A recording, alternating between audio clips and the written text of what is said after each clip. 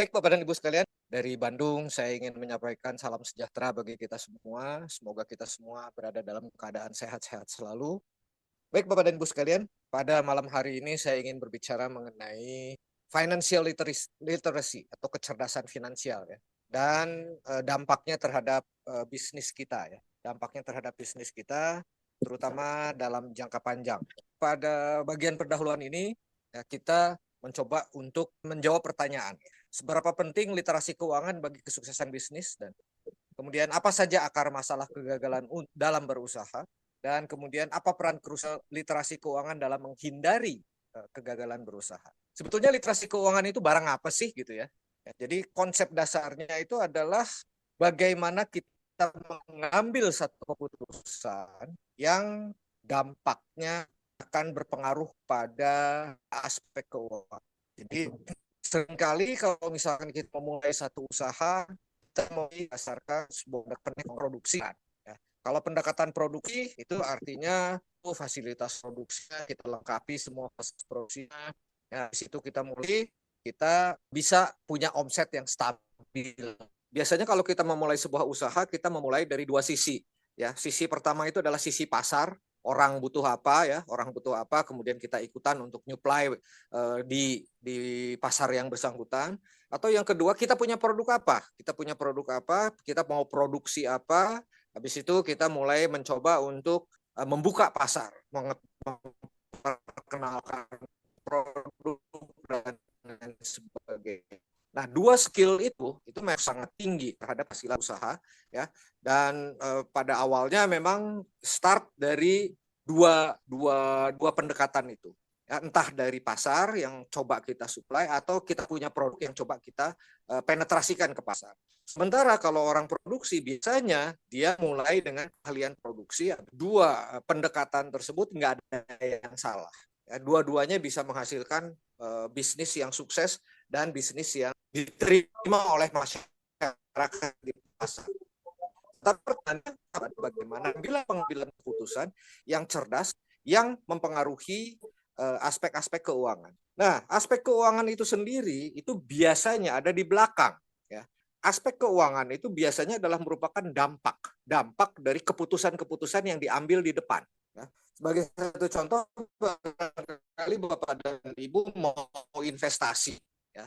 Mau investasi, keputusan investasi itulah yang dan seringkali orang yang produksi biasanya punya satu idealisme. Saya harus iklan seperti ini atau saya harus produksi barangnya harus seperti ini, sehingga mereka tidak punya gambaran bahwa ternyata keputusan-keputusan yang mereka ambil itu akan berdampak sisi keuangan yang berpengaruh terhadap kelangsungan bisnis dalam jangka panjang.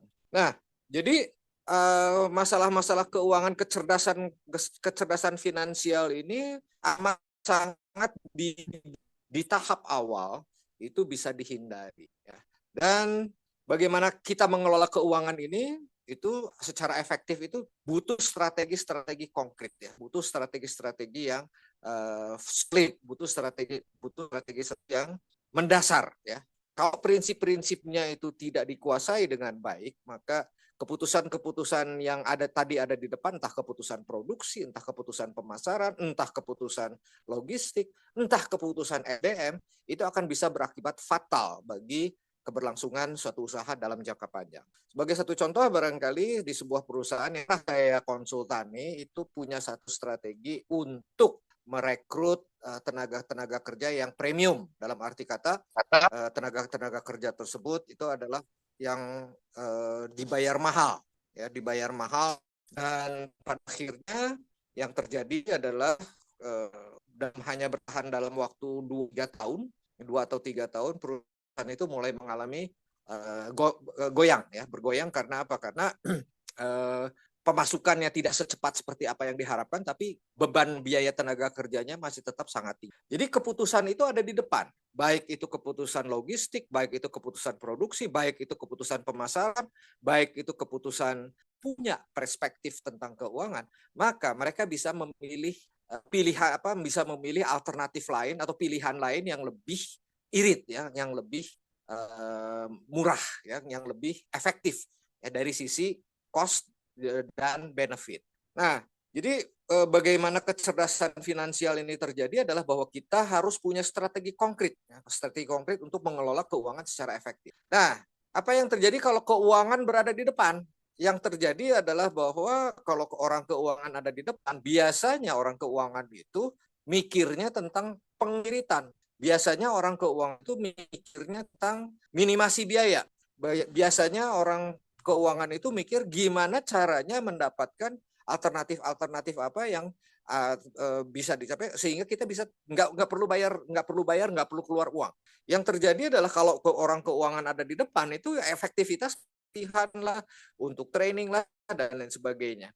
Itu biasanya kalau orang keuangan ada di depan mikirnya seperti itu. Makanya terjadi kalau misalkan itu adalah orang keuangan biasanya ada di belakang, keputusan di depan, orang keuangan keputusan yang ada di depan dilakukan oleh manajer-manajer atau pengambil keputusan di bidangnya masing-masing yang mengerti tentang dampaknya bagi keuangan perusahaan. Kita bicara mengenai 7 indikator. Jadi kalau misalkan orang itu punya 8 indikator, maka dia cerdas secara keuangan. Yang paling pertama dia sadar tentang financial, bahwa semua keputusan-keputusan itu punya dampak terhadap finansial. Ya. Kemudian dia punya indikator yang kedua, itu punya pengetahuan finansial dan skill ya di dalam mengelola keuangan. Ya. Yang ketiga, sikapnya terhadap keuangan ya, itu bagus. Jadi dia tahu bagaimana caranya memanfaatkan, menghasilkan return sebesar-besarnya dengan uang yang tersedia. Yang keempat itu perilaku keuangannya. Biasanya perilaku keuangannya itu juga menunjukkan bahwa orang tersebut cerdas secara keuangan. Kemudian indikator yang berikutnya itu adalah bagaimana mereka mengelola risiko. Ya, bagaimana mereka mengelola risiko. Ya, kita tahu bahwa no pain no gain. Ya, high risk high reward. Tapi bagaimana kalau misalkan risiko tinggi itu tidak dikelola dengan baik? Ya, maka yang akan terjadi adalah bahwa kalau misalkan loss maka ya habis semua. Ya, berikutnya yang keenam, indikator yang keenam itu adalah budaya terhadap keuangan. Budaya terhadap keuangannya juga biasanya sangat bagus. Ya. Dan yang terakhir adalah penggunaan dari e-finance. Jadi mereka biasanya menggunakan e-finance. Kenapa e-finance ini sekarang menjadi populer? Itu karena apa? Karena pencatatan. E-finance itu pencatatannya lebih bagus dibandingkan dengan penggunaan uang tunai. Kadang-kadang kita keluar uang, bayar, kemudian kita lupa. Tadi saya keluar uang buat apa ya? Nah, dengan menggunakan e-finances, ya, e-money, itu semua pengeluaran kita itu tercatat dan pada saatnya kita mau melakukan tracking, tadi saya belanja apa aja ya itu akan lebih mudah untuk menganalisis. Nah, itu adalah kenapa orang-orang yang cerdas secara keuangan itu menggunakan e-finances. Dalam literasi keuangan, yang paling bawah, yang paling dasar, ya kita lihat yang paling atas. Kita lihat yang paling atas itu adalah permukaan dari gunung es yang kelihatan. Itu biasanya orang-orang yang finansialnya cerdas itu bisa melakukan waris dan hibah. Ya, dia bisa membagi keuangan. Tapi di paling dasar yang nggak kelihatan oleh orang lain itu adalah bagaimana dia mengelola cash flow, bagaimana dia melakukan pinjaman, dan bagaimana dia mengelola dana darurat. Ya. Nah, di atas manajemen cash flow tersebut, ya, itu adalah manajemen risiko. Artinya bagaimana dia mengambil satu keputusan yang dampaknya terhadap keuangan jangka panjang itu paling kecil. Jadi risiko-risiko yang itu. Dan kita sadar bahwa semua keputusan itu pasti ada risiko. Semua keputusan itu pasti ada risiko. Pertanyaannya adalah kalau misalkan hal yang terburuk itu terjadi, bagaimana caranya risiko itu minimal? Atau katakanlah risiko itu bisa tertanggulangi. Ya. Satu contoh kecil barangkali, seorang tahu bahwa risiko berusaha itu adalah rugi. Atau katakanlah tutup, gulung tikar. Pertanyaannya adalah bagaimana sampai berapa jauh pengambilan keputusan bisa minimasi risiko-risiko, dan kalau seandainya memungkinkan, apakah risiko-risiko itu bisa dialihkan? Ya, itu bagaimana kita mengelola risiko. Di atas dari pengelolaan risiko itu adalah investasi. Jadi kalau kita sudah bisa mengelola cash flow, kita sudah bisa mengelola risiko, maka kita bisa mulai berpikir mengenai investasi. Ya. Investasi itu tujuannya adalah bagaimana lipat gandaan dari uang kita. Bagaimana kita bisa mencapai penghasilan yang lebih banyak, bagaimana kita bisa memberikan return on investment yang lebih tinggi atas uang yang kita punya. Ada banyak pilihan. Yang paling kecil barangkali itu adalah tingkat suku bunga deposito. Ya, tingkat suku bunga deposito. Kita nggak ngapa-ngapain aja uang kita berkembang, dibayarin sama bank, bunga bank. Ya, tapi apakah kita puas hanya dengan tingkat suku bunga deposito? Di atas itu mungkin ada obligasi, di atas itu mungkin ada saham, di atas itu mungkin ada lagi trading. Ya. Nah, bagaimana kita mengelola uang kita dan bagaimana kita meminimasi resiko tadi, itu akan membutuhkan pilihan-pilihan yang bijaksana. Ya, kalau misalkan mungkin kita terlalu konservatif, kita akan dapat penghasilan yang kecil, tapi kalau misalkan terlalu berani juga kita akan punya resiko yang lebih besar. Nah, dan yang terakhir itu adalah bagaimana kita bisa punya dana hari tua atau dana pensiun. Sehingga pada saat kita di hari tua itu tidak bergantung kepada orang lain. Nah, sekarang bagaimana kita melihat sebuah bisnis itu kenapa gagal? 80% dari kegagalan bisnis itu disebabkan karena arus kas yang buruk. Kenapa arus kas buruk? Pengeluaran sudah pasti lebih besar daripada pemasukan. Ya, biaya-biaya pasti lebih tinggi dibandingkan dengan pemasukan. Ya. Di bawah itu adalah planningnya jelek. Jadi di awal di planning, di awal tidak di planning sehingga yang terjadi adalah operasi atau bisnis yang punya biaya yang tinggi tapi pemasukan yang rendah. Ya. Nah, yang paling kecil itu adalah kehabisan uang. Kita tahu bahwa sebuah pendirian usaha itu punya satu tantangan. Tantangan pertama yang harus dilewati oleh seorang pengusaha adalah bahwa menghasilkan arus kas positif sebelum modalnya habis. Ya. Dan itu semuanya adalah merupakan satu keputusan mata uang, koin. Di satu sisi mata uang itu adalah bagaimana kita agresivitas pemasaran kita. Ya, di sisi yang lain dari mata uang tersebut adalah bagaimana kita mencoba untuk menekan biaya sekecil mungkin, ya, biaya serendah mungkin sehingga kita bisa sustainable, bisnis itu bisa sustainable. Dampak relatif dari faktor kegagalannya gimana? Perencanaan yang kurang matang itu kurang lebih skalanya 5. Manajemen keuangan yang buruk itu skalanya 10. Ya. Kemudian kurangnya pengalaman itu skalanya mungkin 5. Ya. Nah, kalau misalkan kita kurang pengalaman, kita kurang kemampuan dan sebagainya, kita bisa belajar atau kita bisa mengambil orang lain sebagai mentor. Ya. Kemudian perencanaan kurang buruk itu skalanya 8, ya. Dan kurangnya adaptasi terhadap perubahan. Nah, ini faktor penting. Faktor penting. Kenapa kita tidak bisa beradaptasi terhadap perubahan? Karena kita nggak punya duit buat beli investasi. Kita tidak punya duit untuk investasi, katakanlah peralatan baru atau metode kerja baru. Ya, kita tidak mencadangkan sebagian dari cash flow kita itu untuk hal-hal yang berkaitan dengan investasi. Jadi ini adalah dampaknya. Nah, yang paling parah terhadap kegagalan berusaha itu adalah manajemen keuangannya yang buruk. Jadi bagaimana kita mengelola cash flow itulah yang terpenting dalam menjalankan satu usaha. Just kidding. Ya. Ini saya ambil dari AI. Ya.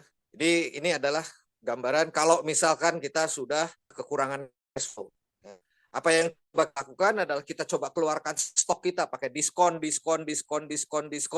Semuanya dijual, diskon untuk menutupi biaya. Yang terjadi adalah suatu saat stok barang kita habis, tapi tetap bangkrut. Ya. Ini adalah gambaran mengenai dampak dari bagaimana pengelolaan cash flow yang buruk. Nah, solusi krusialnya apa? Ya. Solusi krusialnya adalah bahwa seorang pengusaha atau seorang pengambil keputusan itu kalau bisa punya kecerdasan finansial. Ya.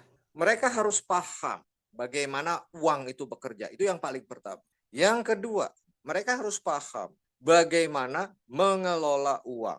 Yang ketiga, mereka harus paham bagaimana mengambil keputusan yang dampaknya terhadap keuangan itu baik.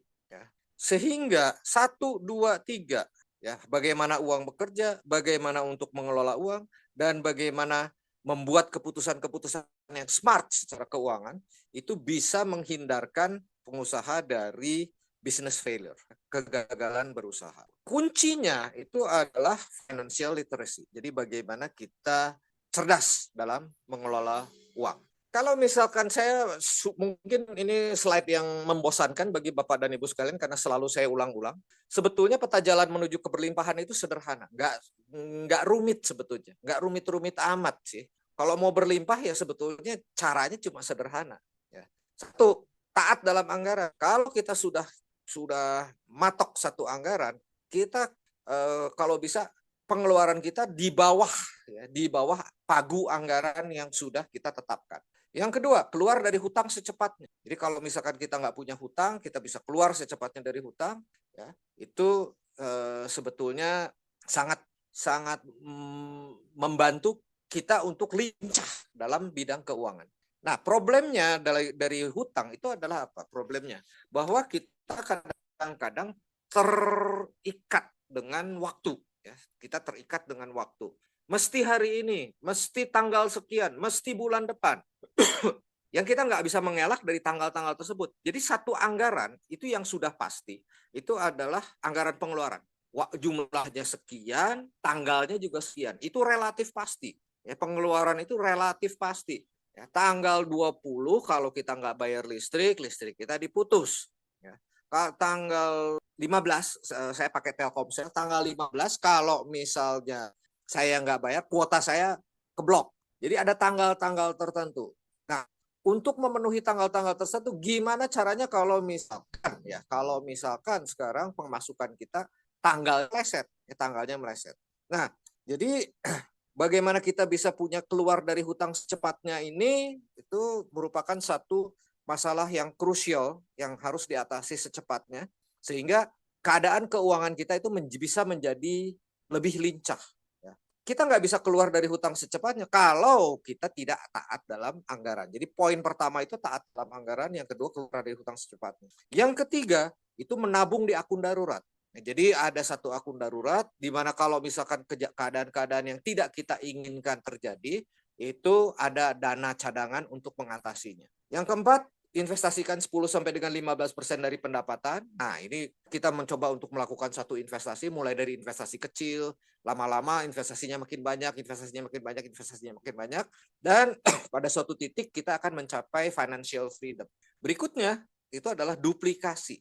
Ya, duplikasi. Kita mulai dengan duplikasikan sumber-sumber investasi kita, sumber-sumber finansial kita, sehingga makin lama makin banyak, dan pada suatu titik itu akan bisa menghasilkan financial freedom, ya, kebebasan finansial. Bagaimana seorang pengusaha punya kecerdasan finansial? Dasarnya adalah taat terhadap anggaran. Kalau misalkan kita mau taat terhadap anggaran, maka yang paling pertama perencanaan itu harus lebih akurat. Kita harus tahu kira-kira berapa besar pendapatan dan berapa besar biaya yang harus kita keluarkan. Itu yang paling pertama. Dasarnya adalah perencanaan yang lebih akurat. Dari mana kita bisa punya perencanaan yang lebih akurat? Dari pencatatan. Pencatatan yang baik. Jadi biasanya keputusan-keputusan itu akan bisa dicapai pada saat kita punya catatan-catatan tentang pengeluaran yang sudah kita lakukan. Dari catatan-catatan di masa lalu itu kita bisa punya pola. Pengeluaran kita akan seperti apa, besarnya berapa, perkiraan, habis itu tanggalnya kapan. Ya. Sehingga kita bisa melakukan satu penjadwalan pengeluaran uang. Yang kedua adalah manajemen arus kas yang efektif. Manajemen arus kas yang efektif itu prinsipnya apa? Prinsipnya adalah bahwa apa yang harus lebih banyak daripada apa yang keluar.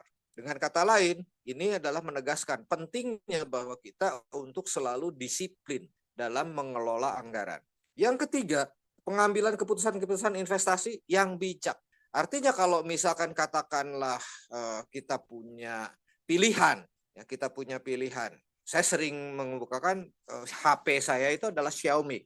Kenapa HP saya Xiaomi? Karena menurut saya dari sisi harga dibandingkan performance, itu yang paling unggul Xiaomi itu. Harganya ya medium, tapi manfaatnya kurang lebih mendekati seperti Samsung. Ya, mungkin tidak secanggih Mac, ya, HP Mac, tapi ya mungkin boleh-bolehlah kalau untuk kerja sih cukup lah ya. Nggak sebagus Mac, tapi juga nggak jelek-jelek amat untuk dipakai, dan harganya reasonable. Ya. Jadi kita melakukan satu pengambilan investasi untuk beli barang juga kita berpikir mengenai rasio antara manfaat dengan biaya yang terbaik. Kemudian yang keempat itu adalah penetapan harga yang optimal.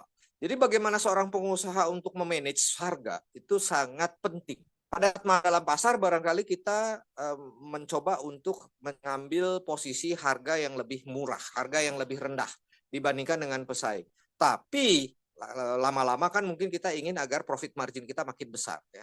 Bagaimana strategi untuk mendapatkan profit yang lebih besar, bagaimana kita bisa mengarrange produk-produk unggulan atau bagaimana produk-produk yang harus diobral, yaitu penetapan harga itu sangat menjadi faktor penting. Kalau misalkan kita menetapkan harga yang terlalu mahal, maka pelanggan akan kabur. Kalau misalkan kita menetapkan harga yang terlalu murah, profit marginnya kecil, kita juga susah, gampang untuk jualan, tapi kita juga susah untuk mencukupkan diri kita sendiri. Yang terakhir adalah akses dan pendanaan, akses dan pemanfaatan sumber pendanaan. Kita tahu banyak pilihan-pilihan yang berdampak pada tingkat suku bunga yang harus kita bayar. Atau misalnya katakanlah kita bisa punya pilihan dari pinjaman online, ya, pinjol, kita bisa pinjam ke bank, atau kita bisa pinjam ke relasi yang nggak pakai bunga, atau katakanlah kita mengajak kerjasama, investasi bersamaan. Pilihan-pilihan sumber pendanaan ini akan punya pengaruh terhadap cash flow kita. Ya. Just kidding ya. Paling saya suka dari sekian banyak peribahasa yang dikemukakan oleh Albert Einstein. Insanity is doing the same thing over and over again and expecting different result. Definisi dari kegilaan itu adalah melakukan hal yang sama lagi dan mengharapkan hasil yang berbeda. Ya. Jadi bagaimana kita mengelola keuangan pribadi, bagaimana kita mengelola keuangan perusahaan, bagaimana kita mengambil keputusan, berulang lagi, dan kita berharap suatu kesejahteraan atau kita berharap suatu perkembangan usaha, kelihatannya nggak akan mungkin kalau kita tidak berubah, kalau kita tidak melakukan perubahan terhadap caranya. Baik Bapak dan Ibu sekalian, barangkali ada yang bisa memperkaya slide-slide saya di berikut di masa-masa yang akan datang. Terima kasih atas kesediaan Bapak dan Ibu untuk mendengarkan pembicaraan saya selama kurang lebih 40 menit di depan. Saya persilakan Bapak dan Ibu barangkali.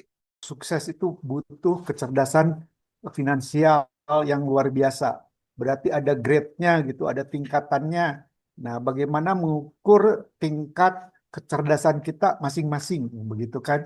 Supaya kita mungkin bisa ditingkatkan dari waktu ke waktu, butuh pengalaman, dan lain sebagainya untuk sampai memahami seluruh atau tingkat puncak dari kecerdasan finansial. Namun saya juga ingin menanyakan korelasinya dengan kecerdasan-kecerdasan yang lain, terutama dengan kecerdasan spiritual. Karena ada orang juga sukses karena kecerdasan spiritualnya yang tinggi, begitu kan? Nah, bagaimana pandangan Pak Hendra tentang korelasi seluruh kecerdasan ini kalau diramu seperti apa? Silahkan Pak Hendra. Terima kasih untuk pemaparannya. Pak Tony sore-sore ngasih pertanyaan berat nih Pak Tony. Baik Pak Tony, yang paling pertama itu kelihatan dari ketaatan dia terhadap anggaran Pak. Ya, kalau misalkan seseorang itu berani berkata tidak, gangguan terbesar itu adalah sosial, pergaulan dan lingkungan kita sekitar. Ya, itu gangguan terberat bagi kita untuk taat dalam anggaran. Jadi kita udah setting anggaran kita di awal bulan, ini secara pribadi ya Pak ya, ini secara pribadi. Kita udah setting anggaran kita di awal bulan, sekian, tiba-tiba nongol nih. Kalau buat saya itu anak saya, ya tiba-tiba nongol. Beh, pengen ini, beh. Ya, tiba-tiba anak saya yang lain, pengen ini, pengen ini. Nah, indikator yang paling pertama bahwa dia itu cerdas secara finansial itu adalah dia tidak langsung mengiyakan. Ya, itu dia tidak langsung mengiyakan permintaan-permintaan yang muncul dari orang-orang sekitar. Ya, jadi dia biasanya berpikir ulang dulu. Dia setting ulang lagi apa yang anggaran yang saya bisa alihkan, apa anggaran yang bisa saya putar, ya sehingga dua-duanya tercapai. Anggarannya masuk, habis itu orang yang ada di sekitar itu bisa dalam arti kata satisfy. Ya. Nah, orang yang biasanya cepat, tolong dong, saya pengen ini ya udah, saya keluarkan uangnya. itu biasanya dalam secara finansial itu dalam tanda kutip ya, itu blow on secara finansial. Ya. Diajak sama teman, diajak sama teman, yuk makan yuk. Ya. Diajaknya sih enak, ya, karena kita dibayarin. Tapi pada saat itu masa sih kita nggak ngajak suatu hari? Nah, orang-orang yang taat terhadap anggaran dan orang-orang yang biasanya mikir pada saat lingkungan sosial itu menyatakan itu biasanya cerdas secara finansial. Ini biasanya ya, dia biasanya berpikir kapan saya dapat uang, pada saat saya dapat uang saya iakan. Jadi biasanya pada saat anak saya itu mengatakan itu pertanyaan kedua, saya minta sesuatu sama saya, pertanyaan kedua yang muncul itu adalah kapan, ya, kapan mau dibayar? Pengen ganti gitar, ya. Jadi ke saya minta ganti gitar. Pertanyaan yang langsung saya kemukakan itu adalah kapan? Baru habis itu berapa, ya.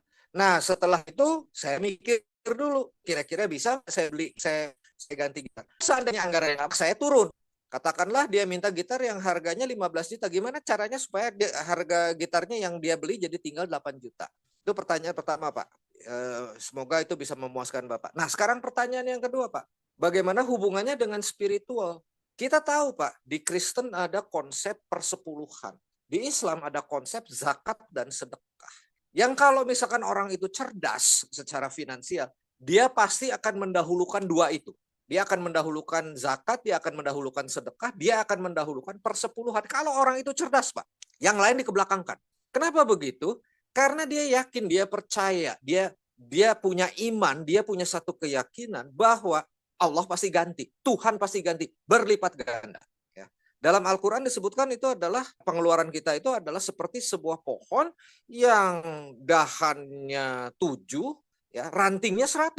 Artinya apa? Dikalikan 700. Semua pengeluaran kita dalam bidang asal kita ikhlas, asal kita ridho, ngasihnya untuk kepentingan fisabilillah, ya, itu akan kembali justru ragu untuk ngeluarin itu. Jadi indikator bagaimana kita mengelola uang kita itu pertama kali kita dapat itu langsung kita sisihkan. Itu orang-orang yang yakin, orang-orang yang percaya, ya, orang-orang yang punya satu keyakinan bahwa Tuhan itu yang maha mengatur dan Tuhan itu adil. Apa yang kita berikan kepada Tuhan akan Tuhan kembalikan berlipat ganda. Pertama kali, Pak, pertama kali. Ya. Jadi kalau misalkan saya berbicara mengenai kecerdasan spiritual, itu memang ada di atas itu. Dan larinya kepada kecerdasan finansial adalah bahwa dia pertama kali menyisihkan itu, amal itu. Ya, dia menyisihkan untuk kepentingan-kepentingan. Tuhan nggak minta 100%. Ya. Di Kristen Tuhan cuma minta 10%, 90% buat kita. Ya. Di Islam, Tuhan cuma minta 2,5% zakat. Ya, habis itu sedekah suka-suka kita. Tapi apa yang Tuhan minta itu adalah didahulukan. Didahulukan apa yang Tuhan minta bukannya prosentasenya, bukan jumlahnya, tapi keterdahuluannya. Dan itu adalah orang-orang yang punya satu kecerdasan finansial dan dia yakin pada suatu hari, ya, pada waktunya nanti Tuhan akan ganti berlipat ganda. Ya. Jadi kalau misalkan kita berbicara mengenai skop, mengenai keterkaitan antara kecerdasan finansial dan kecerdasan spiritual itu memerintahkan kepada kita untuk menyisihkan sebagian dari penghasilan kita itu untuk kepentingan agama, ya, untuk kepentingan masyarakat di sekeliling kita.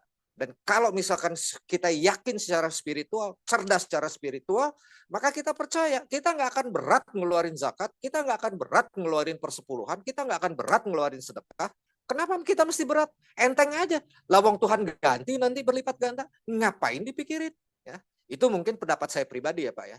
Tapi semoga itu menjadi insight buat teman-teman sekalian bahwa kecerdasan spiritual itu memerintahkan kepada kita untuk menyisihkan sebagian dari apa yang kita peroleh itu di depan, ya, untuk kepentingan agama Tuhan dan sebagainya. Mungkin itu Pak Tony, atau mungkin ada pendapat lain Pak Tony?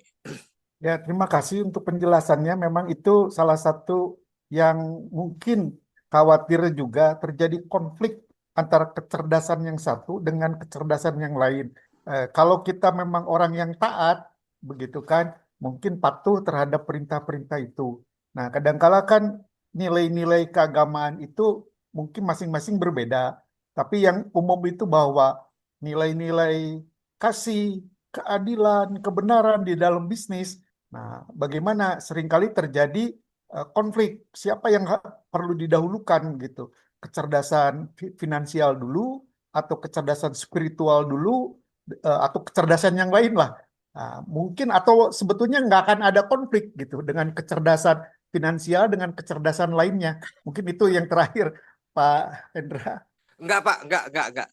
Karena saya berbicara mengenai kecerdasan finansial, maka kelihatannya kecerdasan spiritual nggak nongol ya, Pak ya. Ya, kelihatannya ya, Pak ya. Tapi kalau misalkan kita sebagai umat yang beragama, kita harus percaya bahwa agama adalah kehidupan, kehidupan adalah agama. Itu kita harus percaya. Kita kan dibimbing sehari-hari. Bagaimana kita harus berperilaku, bagaimana kita harus berhubungan dengan orang lain, bagaimana kita harus beribadah kepada Tuhan, dan bagaimana kita harus memperlakukan lingkungan di sekeliling kita. Itu kan semuanya ada di kitab suci, Pak. Ya. Jadi kehidupan itu adalah agama, itu adalah kehidupan, kehidupan itu adalah agama. Sayangnya saya sekarang sedang berbicara mengenai kecerdasan finansial, dan saya bukan kapasitas saya untuk berbicara mengenai kecerdasan spiritual. Bukan kapasitas saya untuk berbicara mengenai itu. Tapi saya percaya sebagai umat yang beragama, saya percaya bahwa agama adalah kehidupan, kehidupan adalah agama. Ada di luar sana yang berperilaku tidak sesuai dengan norma agama, tapi itu adalah kewajiban kita untuk meluruskannya. Ya. Mohon maaf, Pak. Jadi bukan saya ingin menonjolkan kecerdasan finansial di atas kecerdasan spiritual. Enggak. Kecerdasan spiritual itu adalah mata rantai dari bagaimana kita bisa punya kecerdasan finansial. Itu Ya, mungkin Pak terima Tom. kasih Pak Hendra. Tuhan berkati. Mantap. Mohon maaf ya, kelihatannya kecerdasan finansial yang paling utama. Enggak itu, karena memang bidang saya ada di situ. Baik Bapak dan Ibu sekalian, masih ada lagi kah? Baik Bapak dan Ibu sekalian, Alhamdulillah kalau misalkan tidak ada kritik, tidak ada masukan lagi buat saya secara terbuka ingin menyatakan bahwa apapun juga dari Bapak dan Ibu sekalian akan saya terima. Memang Bapak dan Ibu sekalian bisa menyampaikan ke turbobizdevelopment@gmail.com atau di grup virtual community LTI atau di HP pribadi saya 0838 2008 1708. Terima kasih Bapak dan Ibu sekalian. Saya mengucapkan terima kasih. Mohon maaf jika ada kesalahan. Dan dari Bandung saya ingin menyampaikan semoga kita semua berada dalam keadaan sehat. Salam sehat untuk kita, salam sejahtera bagi kita semua.